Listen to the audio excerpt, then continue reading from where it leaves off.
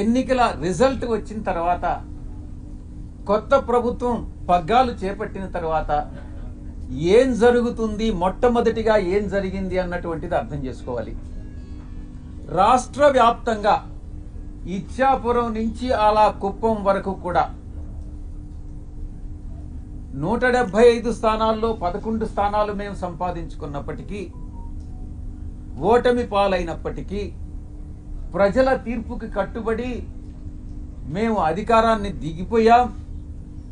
వచ్చినటువంటి కొత్త ప్రభుత్వం ఆ యొక్క పార్టీ యొక్క గుండాలు కానీ, రౌడీ ఎలిమెంట్స్ కానీ, ఆ పార్టీ యొక్క కార్యకర్తలు కానీ ఎలా దౌర్జన్యాలు చేస్తూ ప్రతి ఒక్కరిని, వైఎస్ఆర్ కాంగ్రెస్ పార్టీకి సపోర్ట్ చేసినటువంటి ప్రతి ఒక్కరిని ఇబ్బందులకు గురి చేస్తూ, తీవ్రంగా కొడుతూ, కుటుంబాలను నాశనం చేస్తూ, రేపులు చేస్తూ, ఈ రకమైనటువంటి అకృత్యాలకి చట్టం అనే దాన్ని పరిగణలోకి తీసుకోకుండా పోలీసులు ఏం చేస్తారులే, మాకు అధికార పార్టీ యొక్క సపోర్ట్ ఉంది అన్నటువంటి ఒకే ఒక కారణంతో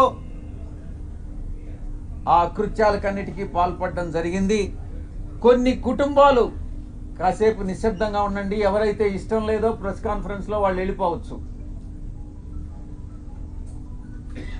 ఇలా కొన్ని ఊర్లలో ఉన్నటువంటి కుటుంబాలు ఊర్లు వేరే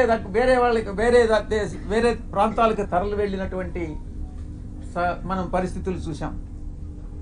ఇంతటి దారుణమా ఇదా మీరిచ్చేటటువంటి ప్రజాస్వామ్యబద్ధమైనటువంటి పరిపాలన నేను ప్రశ్నిస్తా ఉన్నా.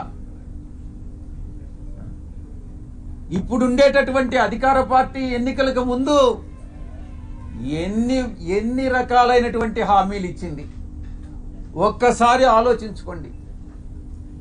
సూపర్ 4 అనని, సూపర్ 6 అనని, మేము చట్టబద్ధంగా పరిపాలిస్తామనని, మేమేదో చట్ట వ్యతిరేకంగా పరిపాలించామనని, ఏది ఏమైనప్పటికీ ప్రజల తీర్పును శిరసావహించాం. ప్రజలందరూ కూడా గమనిస్తా ఉన్నారు. తప్పకుండా ఈరోజు ఈ యొక్క పరిపాలన, ఈ ఒక్క నెల రోజుల్లోనే ఈ యొక్క ప్రభుత్వం చేస్తున్నటువంటి రాక్షస పాలన ప్రజలందరూ కూడా గమనిస్తా ఉన్నారు. తప్పకుండా ఇది పతనానికి, ఈ యొక్క ప్రభుత్వ పతనానికి నాంది పలుకుతా ఉన్నారు. వాళ్లే నాంది పలుకుతున్నారు అన్నటువంటి విషయంలో సందేహమే లేదు. ఇక రెండవ అంశం,